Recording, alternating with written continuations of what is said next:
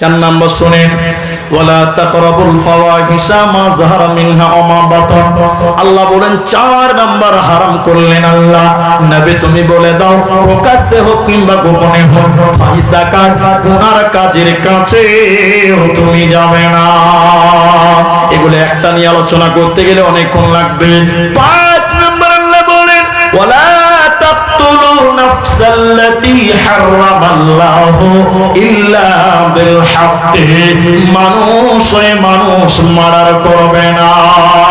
তামাম পৃথিবী আজকে মুসলমানদেরকে সন্ত্রাস বলছে, দালাল মিডিয়া মুসলিমদেরকে আজকে সন্ত্রাস বলে।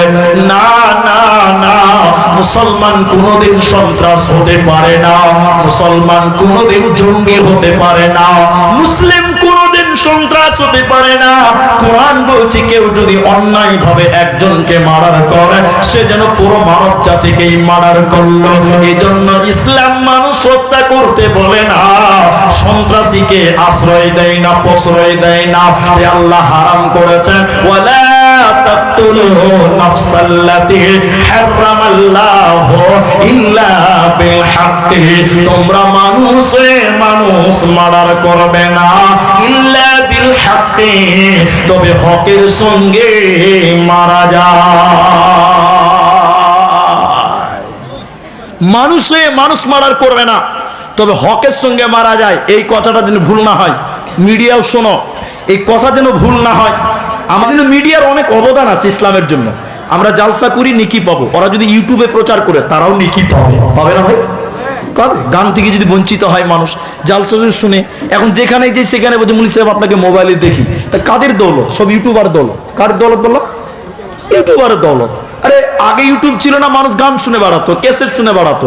এখন অনেক নামাজি লোক জালসা শুনে বেড়াচ্ছে, আল্লাহর দয়া। তো যেটা আমি বলছিলাম, মানুষ মারার করিও না, তবে হকের সঙ্গে মারা যায়। এই কথাটা গুরুত্ব দিয়ে বুঝেন। এই দেশে মার্ডার করা যাবে না, এদেশে মার্ডার করা যাবে না। ভুল না হয়, আব্দুর রহমান বলেছে মার্ডার করো, কিন্তু এই দেশে নয়। কেন? এটি ইসলামিক রাষ্ট্র নয়, এটা গণতান্ত্রিক দেশ, ইসলামিক রাষ্ট্র নয়। খালি তর্জমাটা শুনলেন, 3 জনকে মারা যায়। একটু মুখ খুলে বলুন, কজনকে মারা যায়? ইসলামিক রাষ্ট্র হলে 3 জনকে মারা যাবে। 1, বিয়ের পর যদি কেউ জিনা করে, বিবাহিত নারী পুরুষ যদি জিনা করে, আর ইসলামিক রাষ্ট্র যদি হয়, তাদেরকে রজম করা যাবে।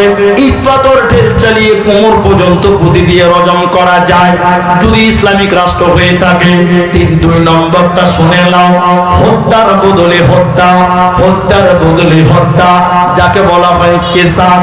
হত্যার বদলে হত্যা, কেসাস যাকে বলা হয়, আপনি আমাকে মার্ডার করেছেন অন্যায় করে, আমার পরিবার বলছে আমরাও মারব।